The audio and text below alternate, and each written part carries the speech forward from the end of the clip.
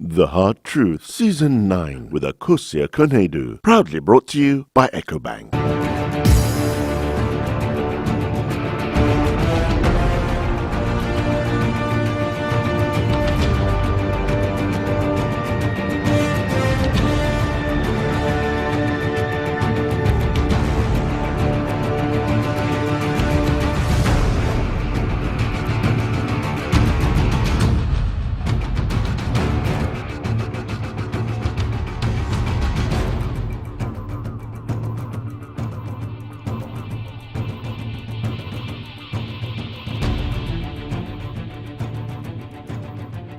The Minister of Finance also indicates in the budget that government seeks to engage 100,000 youth in 6 different areas. Now, waste and sanitation, security services, community teaching assistant, community health and assistance and all that. And I don't know, the president already has used this in his campaign tour. You know that. Now, the expectation has always been that these interventions will be most beneficial to participants. Let's look at the GIDA, NYEP and the research programs. What happened to them? Let's look at the sustainability of these programs. What would you think to them? You see, have you heard of the word GIDA before? Yeah. That's it. We just came to Parliament changing it. So yeah, Youth Entrepreneur Agency. That's all that it is. It's the same thing. It's following the same model. What happened to GIDA? It's going to be the same thing. In any case, the program because of elections, GIDA covered, but this is just specific sanitation. It's the same thing. It's the same thing. The models in GIDA were started. 6 models were started by the MPP, and they increased to 24. 6 models, the same 6 models that they have mentioned. MPP started with 6 models. By the time NDC came, they increase it and increase it and increase it. All they are doing is for elections. You want to bring 100,000 youth for election, you can't pay them. Where are they going to get the money from? In the first place, even the current people, you are unable to pay them. Now, you have to go to the secondary market to borrow money and be paid. That's all you want to do. Because the minimum you can pay somebody now from government is about 400 Ghana. If you take 100,000, you on average, you pay them 400,000. You are talking about 400 million a month. Where is the government going to get that kind of money from? If they have that, won't be in doing so. You don't know that. If they have 400, it's not sustainable. It's like they know it. It's for election purposes. They will pick them, use them for election. After that, they will throw them out of the job. It's simple. So, alternative, which one? The alternative I told and then you we should come back clearly is that give the economy to people who can manage it. Like and the MPP has shown that they can manage the economy far better. He's fighting. We're not fighting. You know. Why is there are 1 or 2 individuals who are making the party unattractive, and the former chairman. But if it's affecting everyone, not the former chairman. The chairman, Afoko, is one of them. He's just a suspended chairman. You know, that's what people don't understand. Afoko is still the chairman of the party. So how long is he going to be suspended for? For now, it's indefinite. That's what the party has decided. Both at the disciplinary committee that was recommended by the disciplinary committee, 6-0, 6 people sat on it. All of them voted for it. It went to the National Executive Committee of the party. In fact, NEC first met. The steering committee met. They also agreed on the same way. Then National Executive Committee, which was the next body, also met. Unanimous, the same way. It came to the highest decision-making outside Congress, which is the National Council, which is made up of about 120 people. 78 of them met. And you will know the results. 70 voted for it, 6 abstained, and 1 voted against. So it's clear that the party has decided that the best thing is to ask our chairman to be suspended indefinitely. Remind you, he's still the chairman of the party, but he's just suspended indefinitely. Freddy Blay is the first vice chairman of the party and still remains the first vice chairman of the party. But he's the acting chairman because the party decided to use the route of disciplinary action. You are saying it nicely, but that is not the situation on the ground. Pres Afoko has said that, what did he even say? Chairman Afoko said that, 70 people can't decide on his fate. How many people voted? Over 4,000 people went to vote. And just 70 people saying, Afoko, you should go home. Are you being fair to the guy? Because they came, Afoko's spokesperson came and then quoted Article 4. And you said you represent the NPP. So let me ask you, and the NPP represent, you dwelt on Article 3. And let's look at what Article 3 said. Why? Let me ask you, Blank, whose side are you on now? Whose side are you on? Tell me. You know why I'm laughing? Why are you laughing? The party did not discipline Afoko using Article 4 because the party was not seeking to impeach him. I don't know why they are not getting this. Let's look at Article 3. Article 3 is talking about a member of the party who stands as an independent candidate against. Now we'll come back to that. I just want to explain something. Let me explain something so that you can understand. It's a simple explanation. If you have disciplinary proceedings against a member, use Article 3. That's what the party used. 3.5, 3.4, and that kind of stuff. When you go to what Afoko is talking about, 3.10 and 4, and it's talking about impeaching the person. That's the difference. The party is not seeking to impeach Bola Afoko. Before you, I ask whose side are you? Are you on Afoko's side or what? I'm on the party side. I've always been on the party side, and I don't think there's anybody. I was there, and I voted for it. Do you agree that Afoko should, keep quiet and stay where? I'm saying that I was one of those who went to council. So you voted against it. I voted that this is what the feel of the party is from the grassroots to the top. So, Mr. Chairman, we beg you, stay aside. Simple. Parliament made the same thing. But what I'm just saying is that... have you been fair to the guy? You haven't heard what I said. Well, you haven't heard what I said. I'm listening. What I'm saying is the party used disciplinary proceedings against the chairman, not impeachment proceedings. If the party wanted to impeach him, what they would do, okay, that's to impeach him means that they want to sack him as a chairman. He's no more chairman. Right. What they would have done is to get 40% of the people who voted to petition against him. They would take it to National Council. National Council will then call a Congress within 1 month and will vote on him. 70% will vote yes, and then he's gone. That's how it is. But the party decided to discipline him. And anybody in the party can be disciplined. Flagbearer can be disciplined. Minority leader can be disciplined. His deputy can be disciplined. Chairman can be disciplined. Anybody can be disciplined in the party. In that one, all anybody needs to do, there are two ways. Anybody needs to do is to petition against you. And if there's a strong case against you, take it to the disciplinary committee. They'll look at it. If it says you come and you have the opportunity. But you said that you met and all. You had a neck meeting. But who chairs the neck meeting? The national chairman chairs the neck meeting. Yeah. So if he wasn't there, how can you have no? But you see, that's something that everybody knows. There are several cases of when national churches demand that when there's a case against you, you don't chair that meeting. It's obvious. You can't. Your disciplinary case is against you, and you are going to chair that meeting. Please. That's how come that when you have an interest in a case and you are the chairman of something, you have an interest, you recuse yourself. If I were him, I would have even recused myself long time, attended the disciplinary proceedings of the party, listened to them. He was called 3 times, he didn't come. But he gave excuses. Were there. Please, but he didn't come. And the lawyer didn't profit. If he had engaged the lawyers. If you have some engagements and then you've been asked to go for some very important meeting, you can't go, but your lawyers can represent you. Yeah, it's the same thing. So the lawyers... The guy did just that. Listen. The lawyers should have then engaged them and not ask for postponement. The first time they say, they gave an excuse that, the man is not well, so postpone it, they did. The second time, they say, the man has back pains, postpone it, they did. The third time, they say, I don't feel safe to come to the party office, postpone it, because I'll take you to a hotel that I want and pay for it. The party said, no, they can't keep waiting.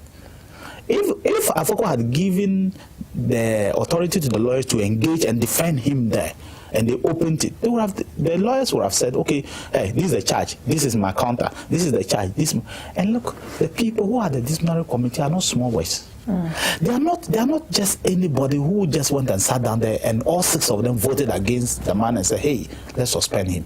There are people who have made it in their own right as individual Ghanaians and seasoned people who say, look, if you want the welfare of this party, ask this man to suspend. And it's not the first time the parties have suspended their people. I mean, the whole general secretary of the NDC was suspended in 2008. Joshua Ayer was suspended by the NDC on a mere allegation that he took $3,000 from the first vice chairman of MPP, Stephen Tim, at that time. He was suspended from the party indefinitely. He's never come back. That the discipline committee wasn't properly constituted with one deputy.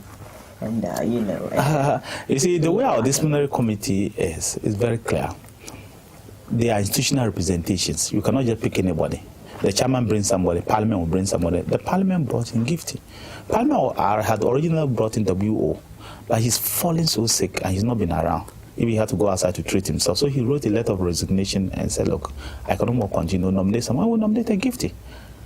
And there is no day that we have sworn in anybody, because it is the National Council that swears, that approves people. You don't swear in divisional committee members or anybody. I wasn't sworn in by anybody. When I was nominated by the council as deputy leader, I was nominated. I was never sworn in. In any case, you need a quorum. A quorum is 5 members plus the chairman.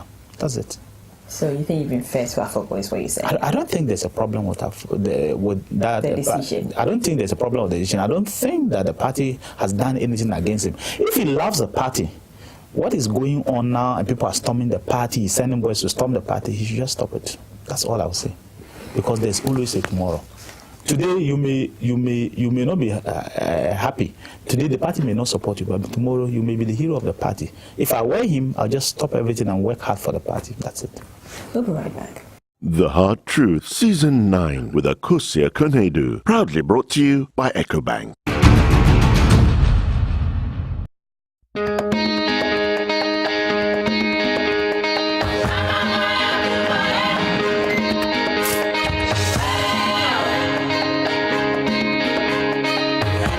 At EcoBank, we see a great future. One that's full of opportunity for those who want to be the best. With over 1,000 branches of a single bank across 33 African countries. It's a future where trade can flourish without boundaries. The future is breathtaking, with enormous cross-border investments helping business and government build new infrastructure, while individuals achieve their ambitions right across Africa. The future is Pan-African, and EcoBank is the Pan-African bank. It's still the Hard Truth, and it's proudly brought to you by EcoBank, the Pan-African Bank, and Honorable Dominic Nitiwul, Deputy Minority Leader of Parliament, MP for Bimbila, is still here. Dom, now the government has indicated, its intent to concentrate on the approach of PPPs for financing infrastructure development programs. Now they said they're going to do the road sector from Accra to Takoradi Highway, and transport from Takoradi Port rehabilitation and expansion. In the health sector, they chose collaboration hospitals and all that. Water sector, essentially bulk project and community project, tantamount to market and all. Does this part really provide opportunity for sustainable management of the economy? It depends on how they are going about it.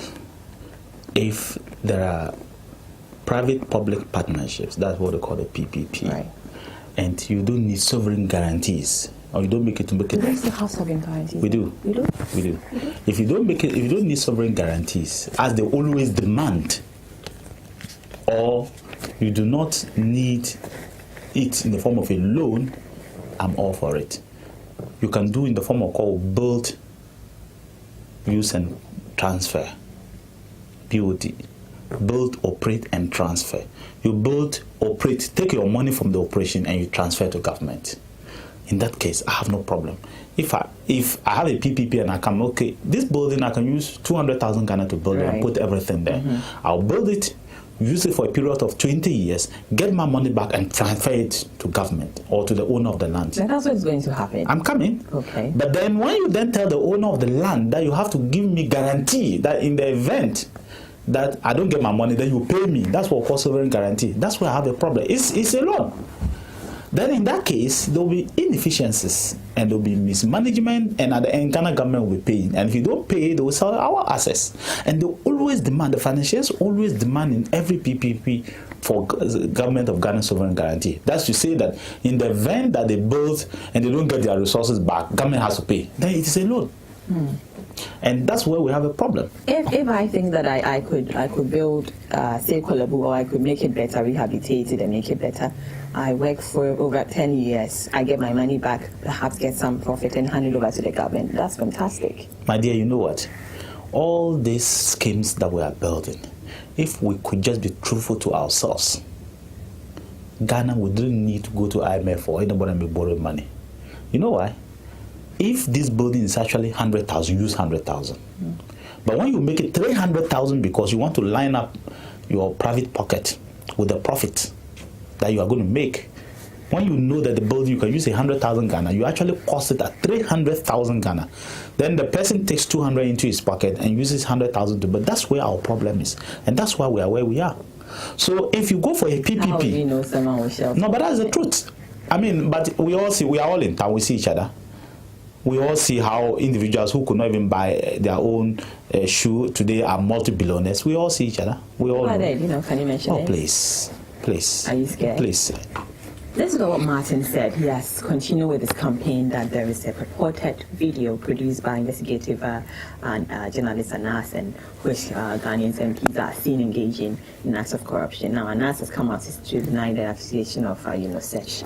And you have also said that MPs, after watching the video, there's nothing like MPs engaging in any corrupt activities. What can you say now? So which is which? Maybe Martin is the one who has seen a video like that. But Anas brought a video to us. In fact, he called me and told me, look, a month to the time he released it, and said, look, I have a video to show. He never even told me to us about the judge. He said, I have a video to show, and what you show. You? He came to you? He called me. You called him? He's my friend, so he called me and said, look, I have a video to show to the speaker and to the leadership of parliament. It will shock the nation. But I do want some people to see it before so that they don't get shocked. He said that the president has seen it, the Nana Akufo-Addo has seen it, and all the key Ghanaians have seen it, and he wants Parliament to also see it. I never saw it. I don't know. Maybe you did it, but that's what he said. Then I did the arrangement, and we went to Akosombo to go and have a watch, to watch it with him. He brought his team. We sat down. We watched. It was about the judges, and when we finished, halfway, almost 3/4, let's say 20 minutes, 21 minutes, then the speaker said, I've seen enough. Please, I've seen enough. And then they asked us to make comments. And they told us, well, they're going to record the comments, and then they will ask for our written consent. And we did. We all spoke about it. And all the time that we're talking, all the time that we're watching, they were filming us. Without knowing? No, we knew they were going to film us, and they filmed us, everything. So it's not as if something is hidden, but it had nothing to do with Parliament. If there is a video about Parliament, we the MPs, no MP has ever seen. So you are stating on record there is no video on. If there is a video, I will not know. Maybe it's with Anas or whoever has done it. But you also haven't heard. No. But for us in Parliament, we have never. Martin Amidu says we have seen parliamentary leadership. I can say the God who created us, on my honor with the God who created us. Not a video like that was shown to the leadership of Parliament. If they were shown, I wasn't there. But the one I took Anas, and if any video will be shown, Anas will pass it through me. If anybody, Anas will contact anybody in Parliament to show a video, it is me who get it through for me to arrange. Nothing like that was shown at all. And the reason why I had to come out was very clear. I was the one who arranged for Anas to show it to the Speaker and the leadership of Parliament. And for somebody to say that, well, Anas went and showed us a video and we are covering up, please, it is not true. Absolutely not true. Martin may know something I don't know. But I was just speaking to the fact about the video we watched. He may have other things, maybe he knows, maybe he has seen a video or somebody has come to tell him something. I don't doubt that. But that video we watched was about the judges. It had nothing to do with Parliament. That's all that I was saying. Let's look at the calls of some of your members in your party that you and Nosechi Mr. Bonsu should be sacked because you went campaigning for Babin. According to you, Babin is the most powerful person in Parliament, and that's voted out. It will take about 50 years to get another person to fill that vacuum. Don't you think that these accusations flouted the party's constitution, looking at your Article 3H, Section 1?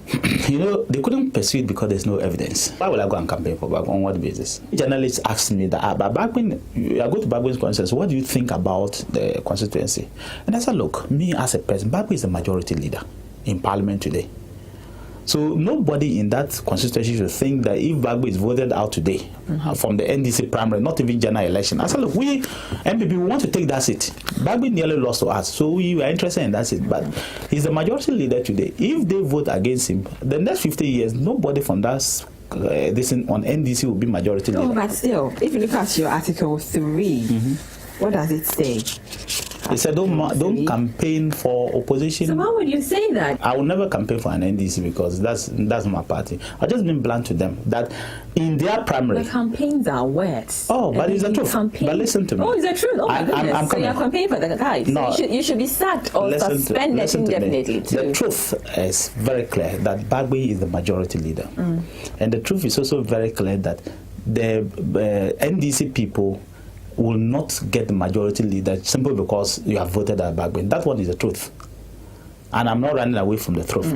But I also said, which they have, that's why I said they should bring the evidence, they should bring the tape. I also said that for us, Bagbo is the cheapest candidate we want to make sure that we defeat. Because the president is against him. I also said that.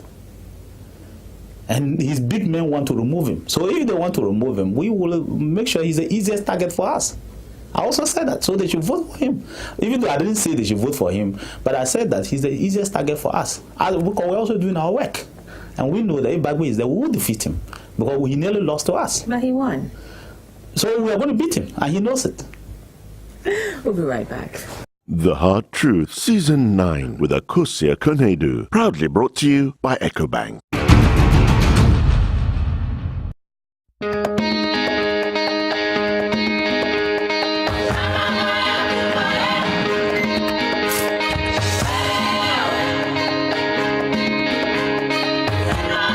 EcoBank, we see a great future, one that's full of opportunity for those who want to be the best.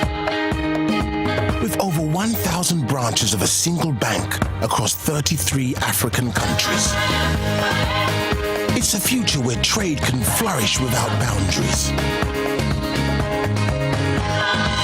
The future is breathtaking, with enormous cross-border investments helping business and government build new infrastructure, while individuals achieve their ambitions right across Africa. The future is Pan-African, and EcoBank is the Pan-African bank. You're still watching The Hard Truth, and it's proudly brought to you by EcoBank, the Pan-African Bank, and Dominic Nitiwul is still here. Now, Dom, the President in his recent Changing Lives tour stated that the MPP's incompetence, that he was incompetent, and that critics like Baumia and Enak shouldn't judge him, and they don't have no rights to judge him. What do you make of the President's statement? I think it was a very unfortunate statement. Why is that? It was very unfortunate because when you are an elected leader, you are a servant, you are not the master. And the people who send you there are supposed to judge you. They can call you an incompetent person if they feel so much. They can also call you a very good leader if they think so. Why, if they had said that the president is a good leader, will he come and say what he's saying? So the people who send you are your best judges. So he has no look. At any one time, there could only be one president. For the next 100 years, who may not have more than 10 people, more than 30 people who will be presidents. Is he saying that this over the next 100 years, which is a century, these 30 people are the only people who can criticize one another or talk about place? If you know you haven't been, I don't think they've been hammering on it too much, Muhammad. No, but that's the truth. That's what we call politics. It's incompetent administration. Isn't it too much? No, your Maybe opponent. Now your opponent must speak the truth about you. And the truth is that Mahama's government is incompetent. The amount of resources they have got and what they have done is incompetent, purely incompetence. If during the 2012 election, the NDC say free education is the worst idea that has come to Ghana, and that if you want to implement free education the next 20 years, a year after you are implementing free education, you are simply incompetent. Personally, what would you say about the president's administration? I mean, 3.5 years now. It's a waste of all of us our time. It's a waste of our time. No, we have wasted our time 4 years. In fact, we've wasted our 4 years life cycle. Because you're never going to come back. You are not going to get that 4 years back in your life again. You know that? You will never get it back. we needed a president who's more focused.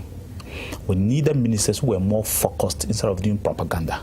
Ministers who were decided that, look, let me not look at my own comfort, but to change the lives of the people around me, to change the lives of the average Ghanaian. Ministers who will not think about it's votes and votes and votes and votes, politics and votes, but ministers who will be focused on their job. If you are focused on your job and you're trying to work hard for people and you are in the field working, you don't even have time to come and sit on radio every day shouting. Isn't that the bane of every government? You come to power, your thoughts are on winning the next election. So what do you have to do? Doing what the people want. I think President Kufuor never thought much about winning the election. That's how come his margin reduced from 56% of the runoff in 2000 to 52%.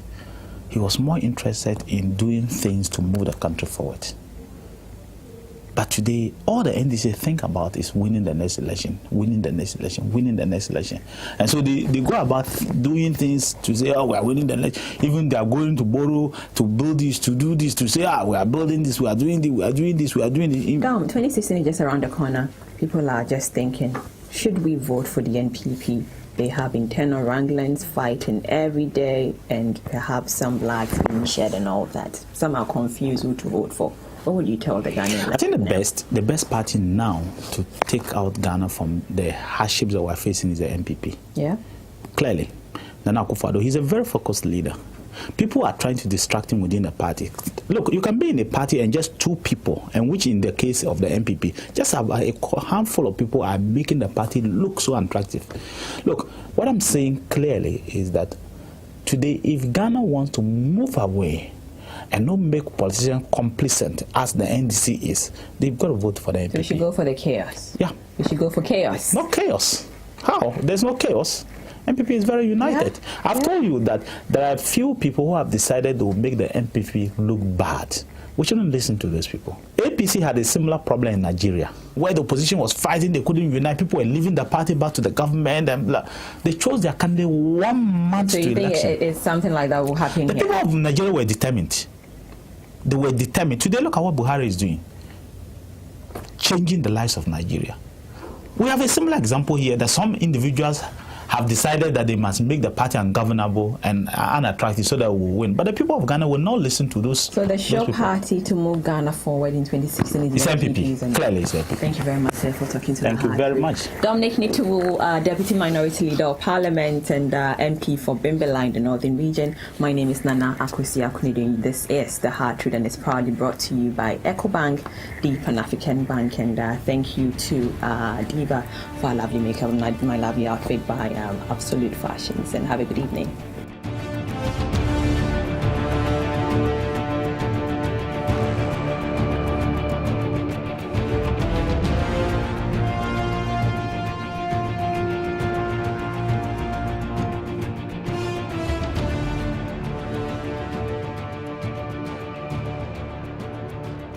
The Hard Truth, Season 9 with Akosia Konedu. Proudly brought to you by EcoBank.